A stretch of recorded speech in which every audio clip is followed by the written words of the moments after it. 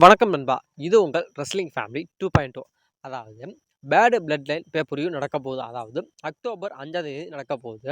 அதாவது ப்ரோ நீ எப்பயுமே டேட் அண்ட் டைம்லாம் சொல்ல மாட்டியா? அதாவது எந்த ஒரு பேப்பர் நடந்தாலும் சரி, அதுக்கான டேட் அண்ட் டைம் சொல்ல மாட்டியே? அதாவது புதுசா இதுக்கு ஏன் ப்ரோ சொல்ற அப்படின்னு கேட்டா, இதுக்கான காரணம் இருக்கு. அதாவது எப்பொழுதுமே நம்ம கம்பல்சரி வந்து இப்ப நான் அதாவது முன்னாடி நடக்குது அப்படின்னா, ஸ்மாக்டவுன் நடக்குது அப்படின்னா, அதாவது அதுக்கு வெள்ளிக்கிழமை நடக்குது அப்படின்னா, அத நம்ம சனிக்கிழமை பார்ப்போம். அதுதான் எல்லா பேப்பரும் காமனான ஒரு விஷயம். ஆனா, இப்போ வந்து பேட் பிளட் லைன் பேப்பருக்கு வந்து அப்படியே உல்டாவா அப்படியே எல்லாமே நம்ம எதிர்பார்க்காத விஷயங்கள் வந்து இந்த பேட் பிளட் லைன் வந்து டைம் அப்படியே ஆப்போசிட்டா மாறுது. அதாவது எப்பொழுதுமே இப்போ வந்து நம்ம ஒரு பேப்பரை பார்க்குறோம் அப்படின்னா, அங்க வந்து ஒரு 7 மணிக்கு, 8 மணிக்கு அங்க ஸ்டார்ட் பண்றாங்க அப்படின்னா, நம்ம இங்க விடியற்காலை வந்து 5 மணிக்கு, 6:30 மணிக்கு நம்ம மெயின் ஷோ எப்பவுமே பார்ப்போம். ஆனா, அங்க வந்து இப்ப எப்படி போகுது அப்படின்னு கேட்டா, அதாவது பேட் பிளட் லைன் பேப்பர் வந்து அதாவது ஒரே அரினால தான் நடக்குது. அதாவது யுஎஃப்சியும் சரி, டபிள்யூடபிள்யூயும் சரி ஒரே அரினாவுல தான் ஷோஸ் நடத்துறாங்க.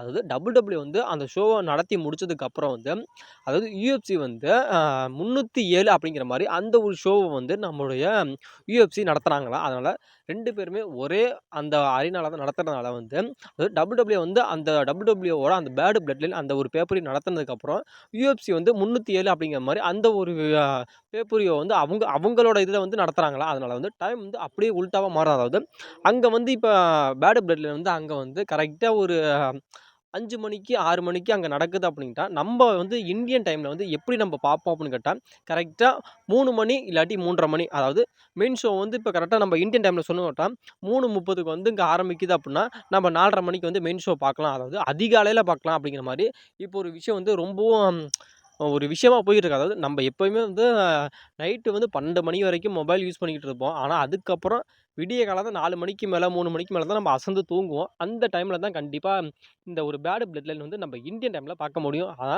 இது வந்து உண்மையிலுமே வந்து ஒரு யூடியூபரா இருக்கட்டும், அதாவது ரெஸ்லிங் ஃபேன்ஸா இருக்கட்டும், அவங்களுக்கெல்லாம் வந்து ஒரு மிகப்பெரிய ஒரு டஃப்பான ஒரு விஷயம். அதாவது நீங்க வந்து ரெஸ்லிங்ல மதிக்கிறீங்களா? ரெஸ்லிங்க வந்து நீங்க எவ்வளோ இது பண்றீங்க? அப்படிங்கிறதுக்கான ஒரு டெஸ்டிங் வைக்கிற மாரி, நான் அதாவது யூடியூபருக்கா இருக்கட்டும், அதாவது ரெஸ்லிங் யூடியூபரா இருக்கட்டும், இல்ல ஃபேன்ஸுக்கா இருக்கட்டும், இது வந்து ஒரு மிகப்பெரிய ஒரு டஃப்பான ஒரு விஷயம். ஆனா, கண்டிப்பா வந்து நம்ம பேட் பிளட் லைன் வந்து அதிகாலை 3:30 மணிக்கே நம்ம பாத்தரலாம் அப்படிங்கிற மாரி, இப்போ வந்து ரொம்பவும் மாறுபட்ட ஒரு விஷயமா நடக்க போகுது.